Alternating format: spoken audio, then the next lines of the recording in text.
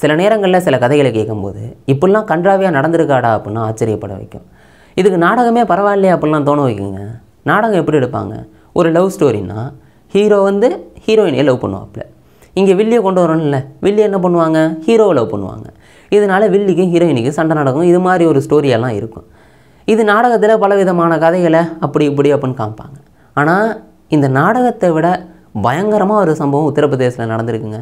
இதை கேட்டிங்கன்னா என்னடா இவன் இதை எடுத்துகிட்டு போகிறான், இன்னொரு பொண்ணு அதை எடுத்துகிட்டு போடுது இப்படின்னு ஒரு கன்றாவியான ஸ்டோரி.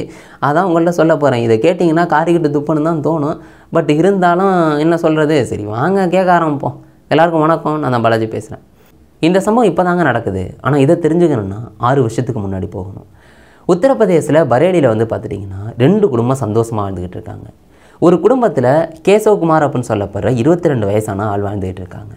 இவங்களுக்கு அப்பா அம்மா அப்புறம் ஒரு தங்கச்சி இருக்காங்க. அவங்களுக்கு 13 வயசாகுது. இப்படி 4 பேர் ரொம்ப ரொம்ப சந்தோஷமாக வாழ்ந்துக்கிட்டு இருக்காங்க. இந்த கேசவகுமார் 22 வயசானோடனே பொண்ணு பார்க்க ஆரம்பிக்கிறாங்க. இப்படி பொண்ணு தேடிக்கிட்டே இருக்காங்களா, ஒரு கட்டத்தில் பொண்ணு கிடச்சிருது. அந்த குடும்பம் வந்து பார்த்துட்டிங்கன்னா 5 பேராக இருக்காங்க.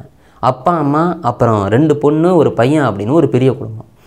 அந்த மூத்த பொண்ணுக்கு இந்த பையனை வந்து கல்யாணம் பண்ணிக்கலாம் அப்படின்னு முடிவு பண்ணிடுறாங்க. இதனால் 2 குடும்பமும் பேசி எல்லாம் முடிவு பண்ணி கல்யாணம்லாம் சூப்பராக பண்ணி வச்சிடறாங்க. 6 வருஷத்துக்கு முன்னாடி கல்யாணம் நடக்குது. ரொம்ப சந்தோஷமாக வாழ்க்கையை ஆரம்பிக்கிறாங்க. இப்படி போகும்போது வந்து பார்த்துட்டிங்கன்னா 2 குழந்தை பிறகுது. இப்படி அவங்களே ஒரு தனி ஃபேமிலியாக மாறிட்டாங்க அப்படின்னு சொல்கிற அளவுக்கு வாழ்க்கை ரொம்ப சுமூகமாக போகுது. இப்படி போயிட்டு இருக்கும்போது அந்த ஒய்ஃப் இருக்காங்கல்ல, அந்த ஒய்ஃபுக்கு தான் ஒரு தம்பி தங்கச்சி இருக்காங்க. அந்த தம்பி தங்கச்சி வந்து பார்த்துட்டிங்கன்னா எப்போயாவது தன்னோட அக்காவை பார்க்குறதுக்காக வருவாங்க. இப்படியே அவங்களும் வந்துக்கிட்டு இருக்காங்க. ரொம்ப சந்தோஷமாக போகுது. ஆனால் இங்கே தான் ரியல் ட்விஸ்ட் ஆரம்பிக்குது. அந்த ஒரு பொண்ணு வருதுல்ல, அந்த ஒய்ஃபோட தங்கச்சி வராங்கல்ல, அந்த தங்கச்சி மேலே இந்த ஆளுக்கு காதல் வருது. 2 குழந்தைங்க வேற பெற்றெடுத்துட்டாங்க. ஆனால் ஒய்ஃபோட தங்கச்சி மேலே காதல் வருது. அந்த பொண்ணும் இந்த ஆளை லவ் பண்ணுது. அதாவது தன்னோட அக்கா புருஷனை வந்து இந்த பொண்ணு லவ் பண்ணுது. இப்படி மாற்றி மாற்றி லவ் பண்ணிகிட்டு இருக்காங்க. இது 2 குடும்பத்துக்கும் தெரியவே இல்லை. இது எப்படியோ தெரியாத மாதிரியே வச்சுக்கிட்டு இருக்காங்க. இதில் ஒரு ஃபன்னான விஷயம் என்ன தெரியுமா? அந்த கேசவகுமாருக்கு கல்யாணம் ஆனதில் ஒரிஜினலாக 6 வருஷத்துக்கு முன்னாடி அன்னைக்கு இந்த பொண்ணு வெறும் 9வது இல்லை 8வது தான் படிச்சுக்கிட்டு இருந்தது. ஆனால் இன்றைக்கி வந்து லவ் பண்ணிக்கிட்டு இருக்காங்க. இப்படி லவ் பண்ணுறது மட்டும் இல்லாமல் ஓடி போகலாம் அப்படின்னு முடிவு பண்ணுறாங்க. இதுக்காக வந்து பார்த்துட்டிங்கன்னா இந்த ஆகஸ்ட் 23, 2025 அன்னைக்கு ஓடி போகலான்னு வீட்டை விட்டு வெளில போயிடுறாங்க. 2 பேரும் ஓடி போயிட்டாங்களா, இங்கே 2 குடும்பத்துலேயும் எங்கடா நம்மளோட பிள்ளைய காணுமேன்னு தர்றாங்க. அந்த ஒய்ஃப் எங்கடா நம்மளோட ஹஸ்பண்டை காணுமேன்னு தர்றாங்க. இங்கே அந்த குடும்பத்தில் தன்னோட இப்போ தானே 19 வயசாகுது, எங்கடா பொண்ணை காணும் அப்படின்னு தேடுறாங்க. இப்படி 2 குடும்பமும் தேடிக்கிட்டே இருக்குது. கடைசியாக தான் தெரியுது 2 பேரும் ஓடி போயிட்டாங்க அப்படின்னு. ஆனால் இங்கே இதோட கதை நிற்கலை. அடுத்த ஒரு மிகப்பெரிய ட்விஸ்ட் நடக்குது. அது என்னென்னா, இந்த ஒய்ஃபுக்கு தம்பி தங்கச்சி இருக்காங்கன்னு சொன்னால, அந்த தம்பி இந்த வீட்டுக்கு அக்காவை பார்க்க வருவாங்க.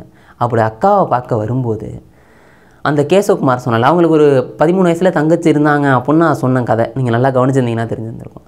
அந்த பொண்ணை இழுத்துக்கிட்டு இந்த பையன் ஓடிடுறாப்புல. அதாவது உங்களுக்கு புரிஞ்சிட்டலாங்க நான் என்ன சொல்கிறேன்னு.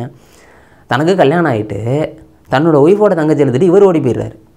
அங்கே ஒய்ஃபுக்கு தம்பி ஒருத்தங்க இருக்காங்க. அந்த தம்பி இந்த கேசவகுமாரோட தங்கச்சி எடுத்துகிட்டு ஓடி போயிடுறாங்க. இப்படி நடக்குது. 2 குடும்பத்தோட மெயின் செட்டு என்ன மாதிரி இருக்குன்னு யோசிச்சு பாருங்கள். என்ன பண்ணணும்னு யோசிச்சிருப்பாங்க. 2 குடும்பமும் சரி ஓகே, வேறு எதுவுமே ஐடியா இல்லை, நம்ம போய் போலீஸில் கம்ப்ளைண்ட் கொடுப்போம் அப்படின்னு போலீஸில் கம்ப்ளைண்ட் கொடுக்குறாங்க. இந்த 2 ஜோடியும் அடுத்தடுத்த நாள் ஓடுது. அங்கே எல்லா கதையும் சொல்கிறாங்க போலீஸ்கிட்ட, இதெல்லாம் நடந்துச்சு அப்படின்னு. போலீஸ் வந்து கேஸ் எடுத்துக்கிட்டு விசாரித்து தேட ஆரம்பிக்கிறாங்க. அந்த 2 ஜோடியும் எங்கே இருக்குது அப்படின்னு தேடிக்கிட்டே இருக்காங்க. அம்புடவே இல்லைங்க. ஆகஸ்ட் 23 இவங்க ஆகஸ்ட் 23, 24 ஓடினது. ஆனால் இந்த 2 ஜோடியுமே கிடைக்கலங்க. இப்படி 5 நாள் ஆகுது, 10 நாள் ஆகுது. கடைசியாக 20 நாள் கழித்து தான் ஜோடியை வந்து கண்டுபிடிக்கிறாங்க. அதுவும் அடுத்தடுத்த நாள் கழித்து தான் வந்து கண்டுபிடிக்கிறாங்க. இப்படி கண்டுபிடிச்சி போலீஸ் ஸ்டேஷனில் உட்கார வச்சு இந்த 2 குடும்பத்தையும் கூப்பிட்றாங்க. எப்போ வாங்க பேசுவோம் என்ன அப்படின்ட்டு கூப்பிட்றாங்க. பெரிய மனுஷங்க நிறைய பேர் வராங்க. இப்படி அங்கே உட்காந்து பேசுகிறாங்க. என்ன முடிவெடுக்கலாம், கேஸை கொடுப்போமா இல்லாட்டி 2 பேரை பிரிப்போமா சேர்ப்போமா அப்படின்னு வந்து பேசிக்கிட்டு இருக்காங்க. இப்படி எல்லாரும் பேசி முடிச்சுட்டு கடைசியாக ஒரு முடிவுக்கு வராங்க. அது என்னென்னா, சரி ஓகே கேஸை கொடுத்தோம் அப்படின்னா கண்டிப்பாக இது ஒரு மிகப்பெரிய இழுபறியாக போயிட்டுருக்கும், அதனால் நம்ம சேர்த்து வச்சுருவோம் அப்படின்னு முடிவு பண்ணுறாங்க. எப்படி ஒரு கல்யாணம் ஆகி ஒய்ஃபு 2 பிள்ளைங்கள்லாம் இருக்காங்க. அந்த ஒய்ஃபோட தங்கச்சை இவர் இழுத்துட்டு வர்றாரு, சேர்த்து வைப்போன்னு முடிவு பண்ணியிருந்திருக்காங்க. அதை தாண்டி இந்த இன்னொரு பையன், அந்த பையன் கூட வந்து கல்யாணம் தான் ஓடி போயிருக்காப்புல, வீட்டில எல்லாம் சொல்லாமல் ஓடி போயிருக்காப்புல. அதை கூட சேர்த்து வச்சா கூட ஏதோ ஒன்று லவ் பண்ணியிருக்காங்கன்னு சொல்லலாம். பட் இதை என்ன சொல்கிறதுன்னு தெரியல. இப்படி 2 ஜோடியும் சேர்த்து வைக்கலாம், எந்த பிரச்சனையும் பண்ண வேண்டாம், கேஸ் கொடுக்க வேணாம் அப்படின்னு முடிவு பண்ணி சேர்த்து வைக்கிறாங்க. இது நடக்குது. பட் அந்த ஒரு 6 வருஷத்துக்கு முன்னாடி கல்யாணம் பண்ணாங்களே ஒரு ஒய்ஃபு, அவங்களோட மைண்ட் செட்டை யோசிச்சு பாருங்களேன். அவங்கள கல்யாணம் பண்ணதுக்கு அப்புறம் தான் இந்த 2 தம்பி தங்கச்செல்லாம் வந்துருந்துருப்பாங்க. பட் அவங்க இப்படிப்பட்ட ஒரு விஷயத்தை பண்ணியிருந்தோன்னே அந்த ஒய்ஃபோட மைண்ட் செட் என்னவா இருந்திருக்கும். இன்னும் ஒரு கன்றாவியான ஒரு ஸ்டோரி இது உத்தரப்பிரதேசில் நடந்திருக்கு. நான் இதுக்கு முன்னாடி ஒரு ஸ்டோரி போட்டுருந்துருப்பேன், மத்திய பிரதேசில் ஒன்று நடந்ததுன்னு. அதையும் கேட்டிங்கன்னா அதுவும் இதே மாதிரி தான். நீங்கள் தான் அதை பார்த்துருந்தீங்கன்னா உங்களுக்கு தெரிஞ்சிருந்துருக்கும். ஒரு பொண்ணு என்னடான்னா ஒருத்தனோட லவ் பண்ணுறதுக்காக ஓடுது. அப்படியே ஓடணுன்னா அந்த ஆள் நான் வர முடியாதுன்ட்டாப்புல. அதனால ட்ரெயினில் காப்பாற்றின ஒரு ஆளை கல்யாணம் பண்ணிட்டு வரும். என்னத்தான் சொல்கிறது, உத்தரப்பிரதேசம் மத்திய பிரதேசம். உங்களுக்கு இதை பற்றி என்னங்க தோணுது?